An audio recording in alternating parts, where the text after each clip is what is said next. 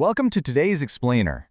So, today we're diving into a really fascinating concept from a source called the Orchard Mindset, thinking your way to wealth. And the core idea here is a total game changer. It suggests that building wealth isn't just about what happens to be in your bank account right now. It's actually, fundamentally, about how you think. So let's just jump right in and explore this together. All right, I want to kick things off with a quick scenario. Picture this. Imagine two different people are handed exactly $10,000. No strings attached. They get the exact same amount of money and the exact same opportunity. Literally everything else about their circumstances in this moment is completely identical. But here's where it gets interesting. Notice the immediate contrast in their internal monologues. The first person looks at that 10 grand and immediately thinks, okay, what can I buy with this? But the second person looks at that exact same pile of money and asks a totally different question. How can this money make me more money? And you know, over a 20-year period, those two very different inner thoughts, they're going to compound. They will literally create two completely different lives, which really proves right out of the gate that wealth is so much more about how you think than just how much you have. Section 1. Two paths to wealth.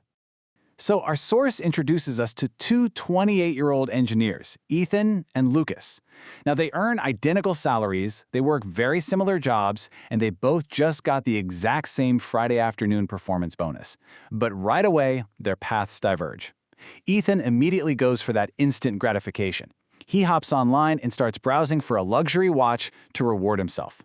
Lucas, on the other hand, well, he takes a deliberate pause and opens a notebook. And no, he's not doodling the watch he wants to buy. Instead, he writes down three very specific questions. Number 1, can this money grow? Number 2, can it create future income?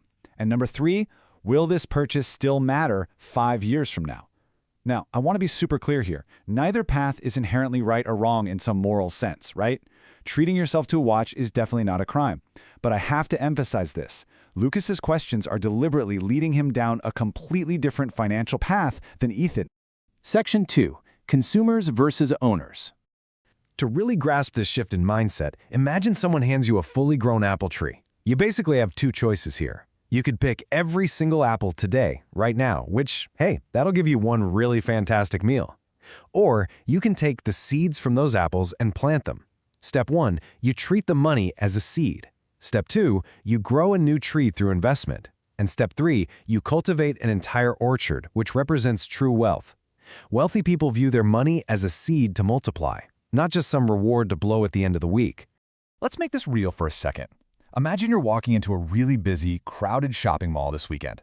What usually goes through your head? I mean, most of us walk through those glass doors and think, what should I buy today? But owners walk in and ask, what businesses inside this mall could I own? And wow, that simple perspective shift changes absolutely everything. Because while consumers are totally focused on spending, owners are looking at the productive assets serving those customers. They're figuring out how to build long-term wealth by literally being on the other side of the transaction. Section 3. The power of time.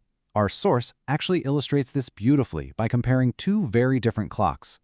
One clock is just counting today's hours, which is Ethan's focus. The other is counting the next 30 years, which is exactly how Lucas is thinking. So I want you to kind of audit your own habits using Lucas's main guiding question.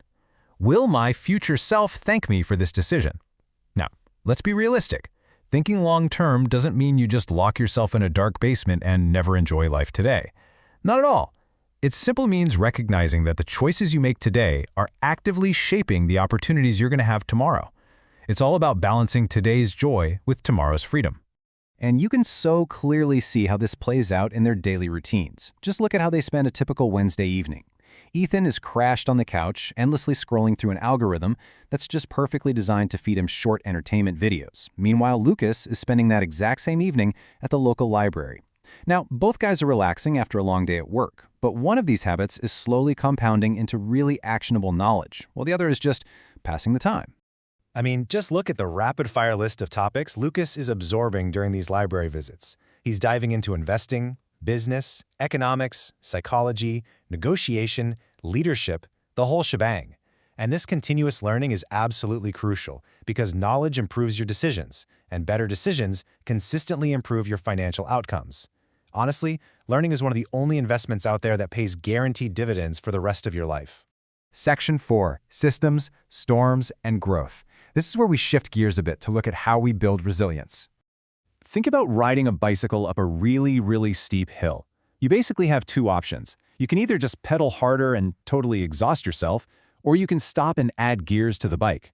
Wealthy people are always looking for smarter, repeatable ways to create value.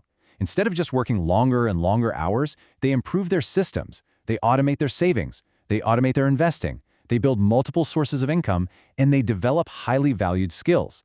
They aren't just increasing their brute force effort. They are systematically upgrading the financial machinery of their lives. But as we all know, inevitably, the storm arrives. One year, the economy slows way down and the financial markets take a dive. It happens to everyone. But the contrast in how our two guys react is pretty stark. Ethan panics. He gets scared and immediately sells off his investments. Lucas? Well, he feels nervous too. I mean, he's human, after all. But instead of asking, "Oh no, how much have I lost?" he asks, "Okay, what new opportunities exist today that didn't exist last year?" He's mentally prepared to use these lower prices for future gain, because he knows that market storms always, eventually, pass. And that patience brings us perfectly back to the garden metaphor, which is just a fantastic way to explain the power of compounding. Think about it. You can harvest every single piece of fruit immediately and basically strip the garden bare. Or you can leave some fruit on the vine to produce more seeds. Wealthy people deliberately allow a portion of their dividends, their business profits, and their investment gains to just keep growing. They don't spend every single dollar that comes in. They let the garden slowly, quietly expand into an orchard. Section 5. Price versus value. Let's look at a specific everyday kind of interaction. Imagine Ethan and Lucas are walking down the street and they stop to look at this really expensive designer jacket in a store window. Ethan's immediate focus is purely on the cost. He looks at the price tag and says, "Man, that's expensive." But Lucas's focus is entirely different. He replies, "Maybe, but is it valuable to me?" And guys, this is such a crucial difference to understand. Something inexpensive can actually be a terrible purchase if it just falls apart the next day, right? Meanwhile, something costly upfront can create incredible, lasting value over time. Financially successful people spend carefully, not because they hate spending, but because they base their decisions on long-term value, rather than just getting hung up on the initial price tag. Section 6. The 20-year result. So let's jump ahead a bit. Over these 2 decades, both men worked incredibly hard. They earned promotions, and they experienced life's typical setbacks. But let's walk through how their daily thinking actually dictated their reality. In year 1, those initial bonuses were either spent by Ethan or invested by Lucas. By year 5, Lucas's Wednesday nights at the library meant his knowledge and skills were actively compounding.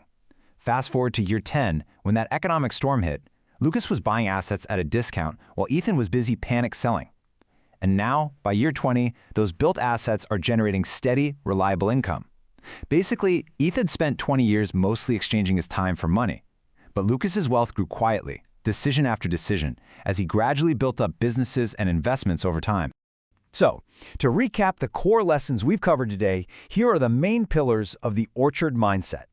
It's all about prioritizing ownership over mere consumption, assets over liabilities, long-term value over short-term excitement, opportunities over obstacles, and systems over constant, exhausting effort. Now, our source absolutely notes that luck, timing, and education definitely play roles in life, for sure. But your daily mindset undeniably shapes your financial stability over the long haul. Ultimately, you are the one steering the ship. Which leaves us with one final kind of provocative thought.